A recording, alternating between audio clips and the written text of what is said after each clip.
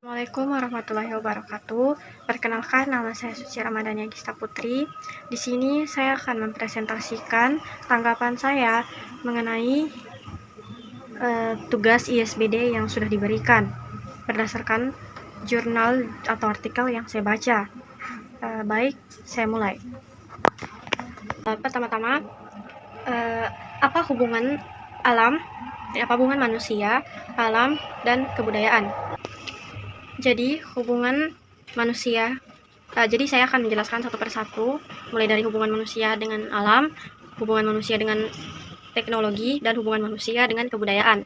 Jadi kalau hubungan manusia dengan alam itu seperti manusia tentu kalau ingin bertahan hidup membutuhkan alam sebagai tempat tinggalnya untuk bertahan hidup dan tempat untuk bernaung atau tempat tinggal. Sedangkan sebaliknya juga alam juga membutuhkan manusia untuk menjaga kelestariannya. Jadi dari sini bisa kita simpulkan bahwa manusia dan alam itu saling ketergantungan, atau bisa kita sebut dengan simbiosis mutualisme. Kalau hubungan manusia dengan teknologi itu seperti dulu teknologi itu diciptakan dari ilmu manusia. Sekarang manusia sudah tidak perlu untuk jauh-jauh lagi untuk mencari ilmu atau mencari informasi dengan membaca buku atau sebagainya.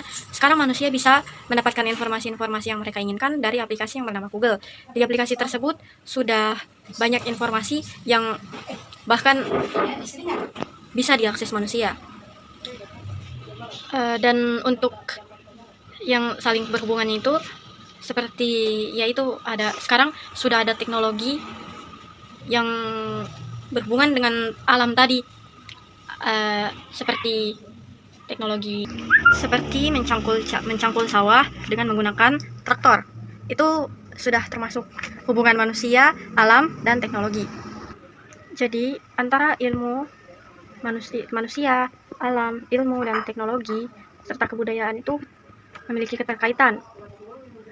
Jadi ilmu, teknologi, dan kebudayaan itu semuanya dikembangkan oleh manusia dan berasal dari manusia itu sendiri. Dan juga ketiganya memberikan sumbangan yang berarti terhadap manusia. Lanjut, nomor 2 itu tentang dampak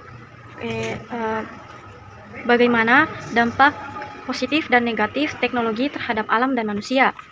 Jadi dampak positif teknologi itu dia dapat memudahkan manusia untuk melakukan segala kebutuhannya dalam beraktivitas sehari-hari. Sedangkan dampak positifnya, manusia itu jadi malas melakukannya dengan tenaga sendiri. Nomor 3 itu tentang akar metafisik problem lingkungan. Jadi akar permasalahan lingkungan itu ada yang dari artikel dan jurnal yang saya baca itu ada banyak, tapi saya hanya sebutkan 5. Jadi yang pertama itu ada peristiwa alam, fenomena keasaman laut, perubahan iklim, dan penipisan jumlah sumber daya alam juga menjadi akar permasalahan lingkungan yang disebabkan oleh alam. Kedua itu adalah mental frontier. Jadi mental frontier itu adalah sikap yang menganggap bahwa bumi merupakan sumber daya alam yang tidak terbatas. Manusia terlepas dari alam dan alam perlu untuk dikuasai. Ketiga, dunia sebagai penyedia sumber daya alam yang tidak terbatas. Artinya dunia hanya diperuntukkan bagi manusia, sehingga tidak perlu berbagi dengan makhluk lainnya. Hal ini melahirkan sikap tamak pada diri manusia lewat penggunaan lingkungan dengan semena-mena, bahkan mengeksploitasinya. Jadi yang keempat itu ada manusia bukan bagian dari alam. Jadi konsep ini menjelaskan bahwa manusia bukanlah bagian dari alam atau lingkungan, sehingga manusia menganggap tidak perlu untuk menghargai lingkungan karena merasa tidak berhubungan. Kelima itu alam adalah sesuatu yang harus ditundukkan. Berarti bahwa bagaimana dan apapun caranya, lingkungan harus dapat memenuhi kebutuhan manusia. Pemikiran seperti ini melahirkan sikap manusia yang kerap kali mengeksploitasi sumber daya alam. Lanjut jadi soal nomor 4 itu lanjut ke mengapa manusia dituntut bertanggung jawab terhadap lingkungan. Jadi menurut saya, jika lingkungan hidup kita bersih, sudah tentu kehidupan kita pun akan sehat, nyaman, dan tentram, dan manusia akan mendapatkan juga udara yang segar dari lingkungan. Terus soal nomor 5, ada seperti apa bentuk etika lingkungan, antroposentrisme, biosentrisme, dan ekosentrisme. Jadi saya jelaskan satu-satu dari bentuk etika lingkungan biosentrisme.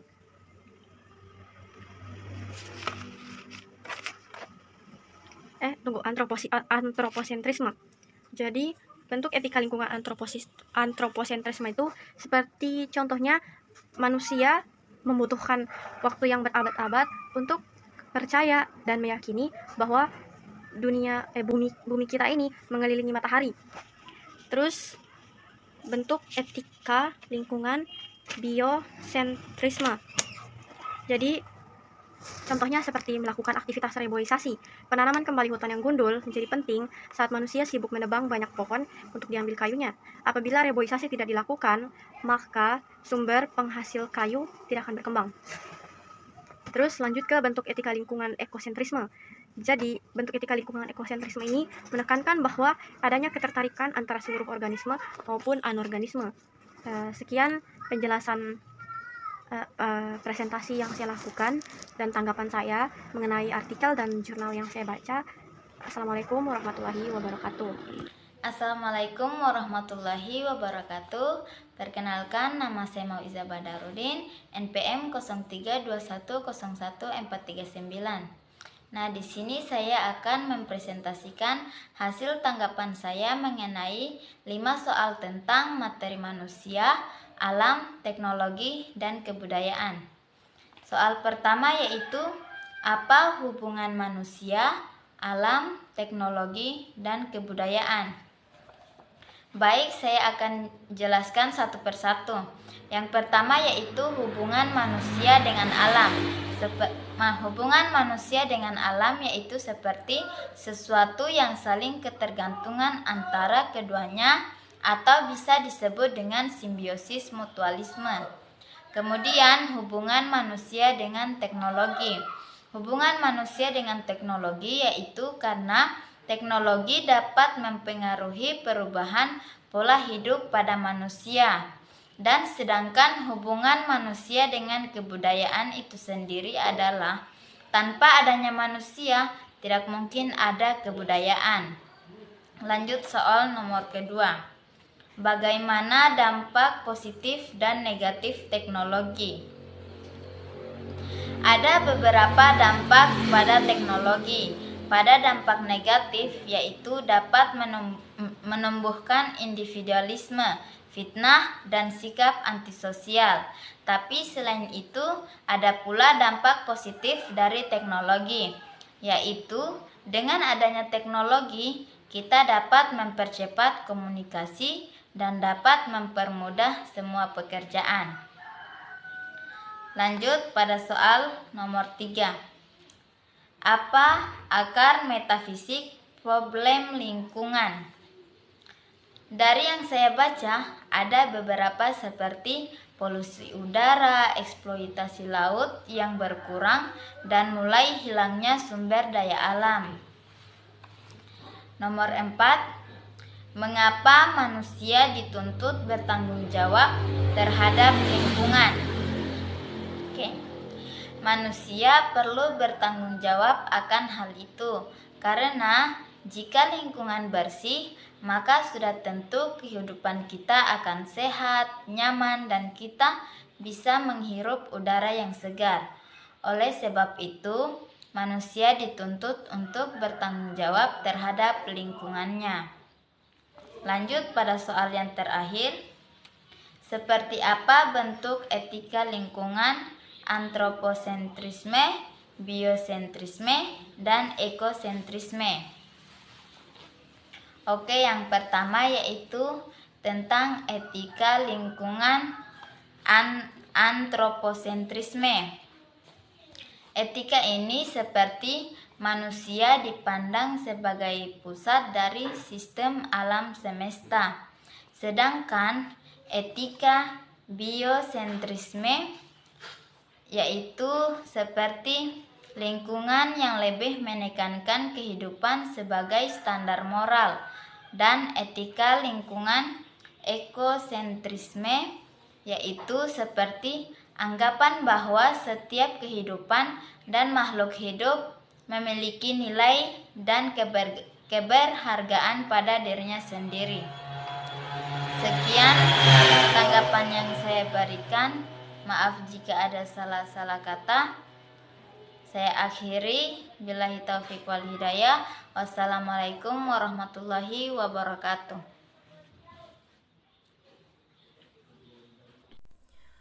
Bismillahirrahmanirrahim. Assalamualaikum warahmatullahi wabarakatuh. Perkenalkan, nama saya Harliati. Saya akan menanggapi terkait jurnal atau artikel tugas ISBD yang diberikan. Baik, langsung saja. Yang pertama yaitu apa hubungan manusia, alam, teknologi, dan kebudayaan.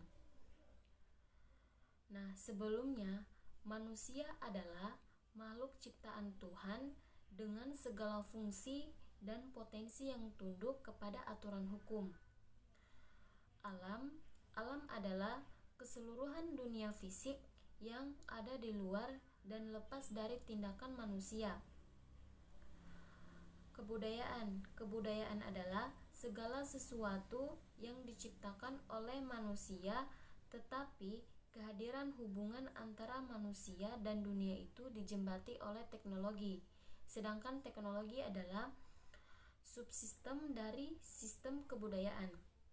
Nah, jadi hubungan manusia, alam, teknologi, dan kebudayaan bukanlah pertama-tama hubungan fungsional, melainkan hubungan eksistensial, di mana manusia merupakan makhluk intensional, yakni makhluk yang selalu membuka diri pada dunia, tetapi kehadiran dan hubungan antar manusia dan dunia itu dijembati oleh teknologi.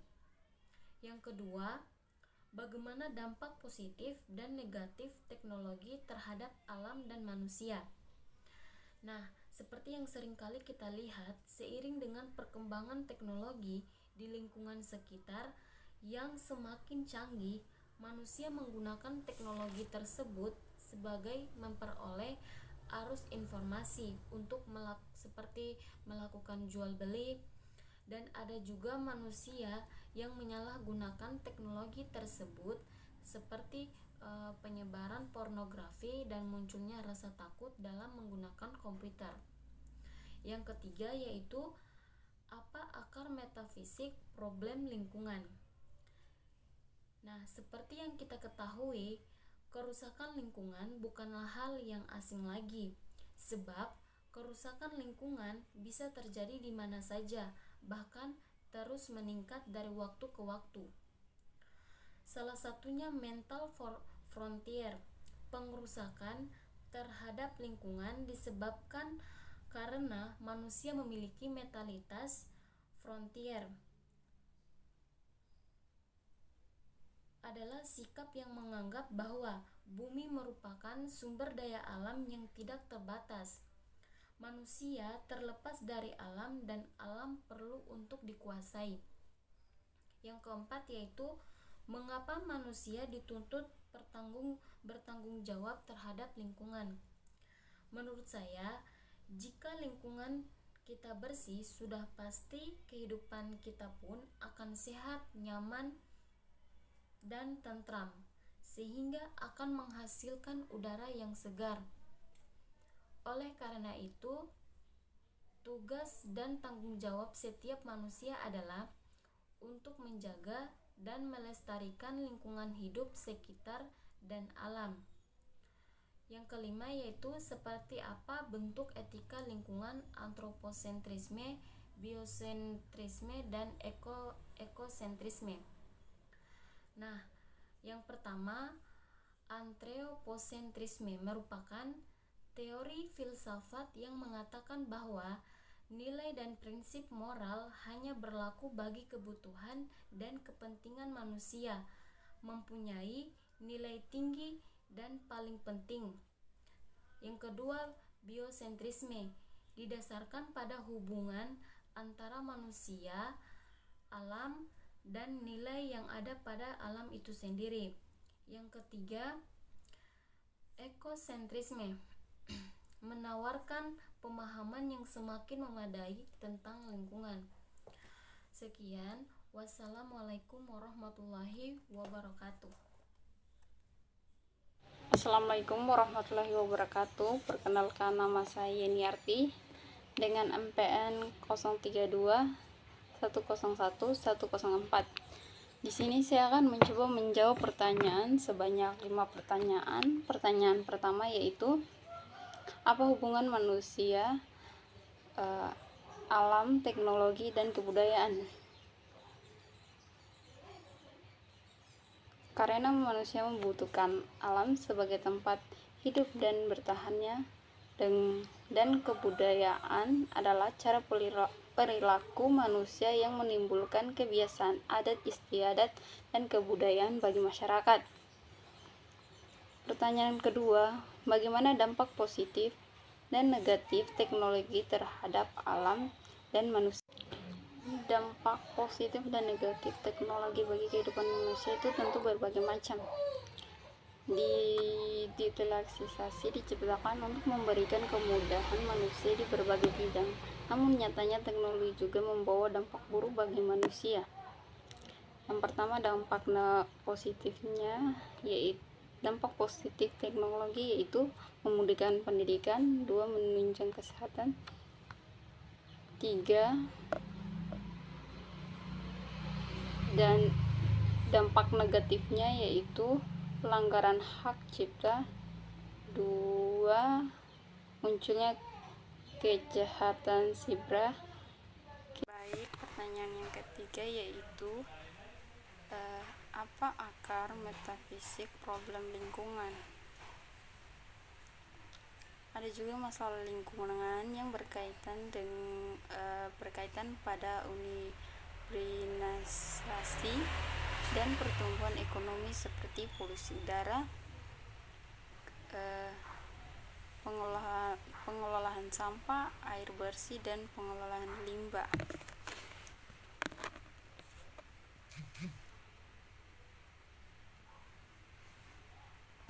Pertanyaan keempat yaitu, mengapa manusia dituntut bertanggung jawab terhadap lingkungan?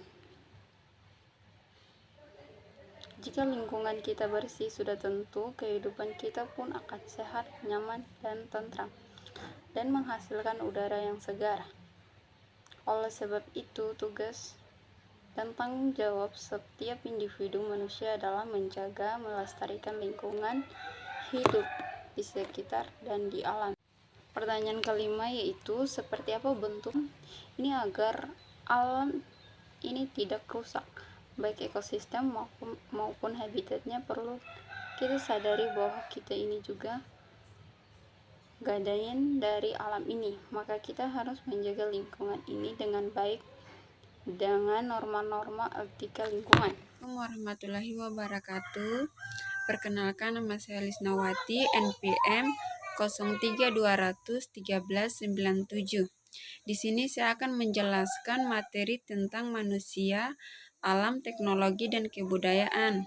Di mana soal yang pertama yaitu, apa hubungan manusia, alam, dan kebudayaan?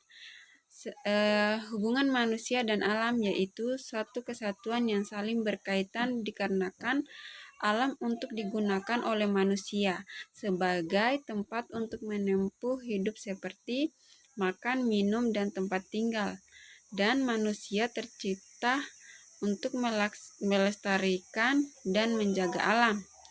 Selanjutnya, hubungan manusia dan teknologi yaitu dua kata yang tidak bisa dipisahkan pada era modern saat ini. Kita tahu bahwa perkembangan teknologi yang sangat pesat saat ini seakan-akan memudahkan dan memanjakan manusia dalam menjalankan aktivitas kehidupan. Selanjutnya, hubungan manusia dan kebudayaan yaitu manusia sebagai perilaku kebudayaan atau manusia yang menciptakan kebudayaan tersebut, dan kebudayaan merupakan objek yang dilaksanakan oleh manusia. Soal yang kedua, bagaimana dampak positif dan negatif teknologi terhadap alam dan manusia? Dampak positifnya yaitu dengan adanya teknologi dapat memudahkan manusia untuk beraktivitas sehari-hari, dan juga dengan teknologi maka pengetahuan manusia lebih luas. Dampak negatifnya yaitu manusia lebih malas melakukan dengan menggunakan tenaga sendiri atau sering menggunakan lingkungan. Soal yang ketiga, apa akar metafisik problem lingkungan? Dari yang saya baca ada beberapa hal, misalnya polusi udara, eksploitasi laut yang berkurang, dan mulai hilangnya sumber daya alam. Yang keempat, mengapa manusia dituntut bertanggung jawab terhadap lingkungan?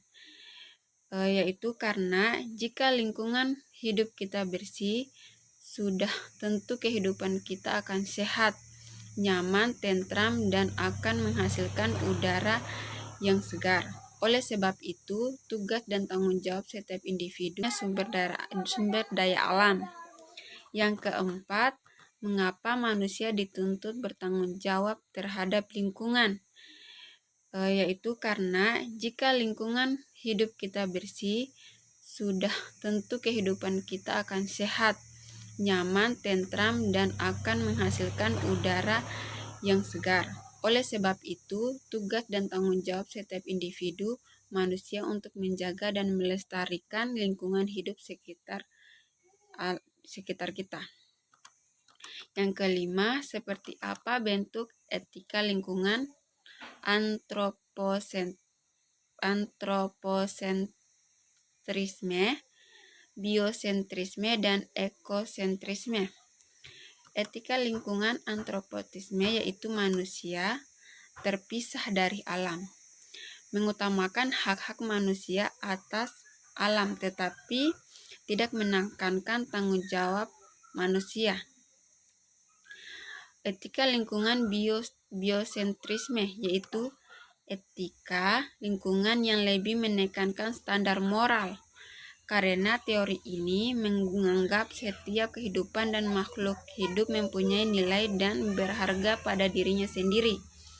Yang terakhir, etika lingkungan ekosentrisme yaitu lingkungan secara keseluruhan dinilai pada dirinya sendiri dan paling memungkinkan sebagai alternatif untuk memecahkan dilema etis ekologis. Sekian penjelasan dari saya. Apabila ada salah kata atau ada yang kurang dari penjelasan saya, mohon dimaafkan. Wassalamualaikum warahmatullahi wabarakatuh.